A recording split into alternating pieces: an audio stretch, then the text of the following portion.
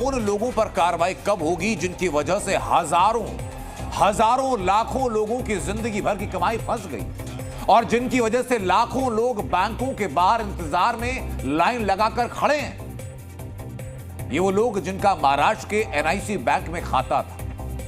गड़बड़ी की शिकायत पर आरबीआई ने सब बंद कर दिया।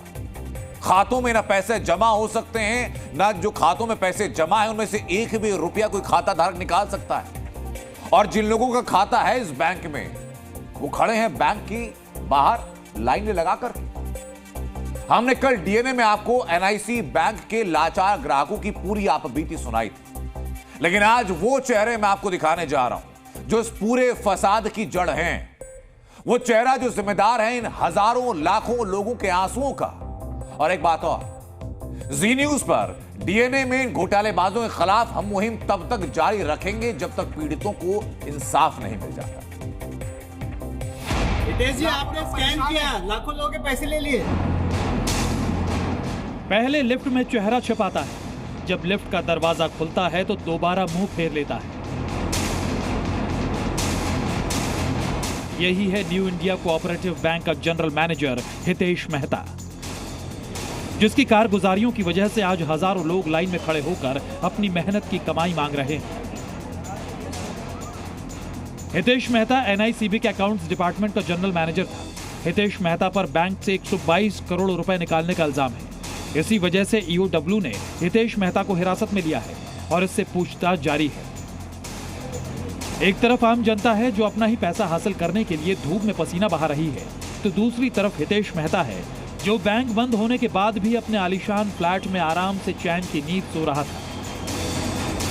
एनएल आर्यव्रत नाम की इस इमारत की डबल वी विंग है, जिसके 1402 नंबर कमरे में रहता है Hitesh Mehta. Hitesh Mehta general manager accounts के तौर पर कार्यरत थे और इन्हीं के समय गोरेगांव और दादर का जो ब्रांच है, जो मुख्य ब्रांच है, वो उसका पूरा काज देखने का इनके ऊपर जिम्मेदारी थी। और इसी दौरान पैसों की गड़बड़ी का मामला सामने आया है। फिलहाल जांच के बाद ही पता चलेगा कि हितेश मेहता के साथ और कितने लोग इस पूरे मामले में शामिल थे।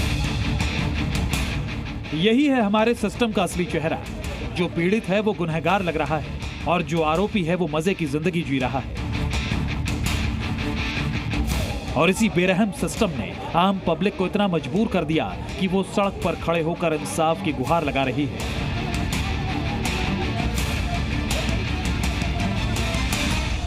जिनके घर में शादी है और उनका पैसा अटका है, उनको कोई रिलीफ दे। घर में पैसा नहीं है तो क्या करेंगे हम लोग? क्यों तो होगा, बैंक पे हम लोग रिटायर आदमी हैं, जितना पूंजी था हमारा सब बैंक में रख दिया हमने, तो अब हम कह रहे क्या?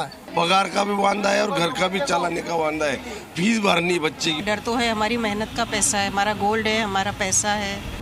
सरकार ने ईओडब्ल्यू को कार्रवाई में लगा दिया। रिजर्व बैंक ऑफ इंडिया ने बैंक से पैसे की निकासी पर रोक लगा दी, लेकिन सरकार ने लोगों के पास आकर उनका दर्द नहीं सुना।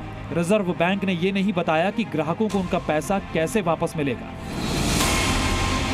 ये आवाजें इस भीड़ से उठ रही हैं, उन्हें सरकार और सिस्टम भी सुन रहा है, बस कोई जवाब देने को तैयार नहीं।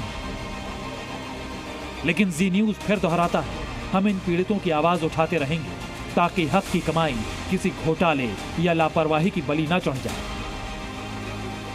जी न्यूज से हमें पता चला कि यहाँ पे ये प्रॉब्लम हो गई है। जी टीवी का बहुत बहुत धन्यवाद। हम लोगों की आवाज उठा रहे, ऐसी आवाज उठाते रहो, हमको न्याय दिलाओ। कोई नेता तो नहीं आएगा, कम से कम आप तो आ रहे।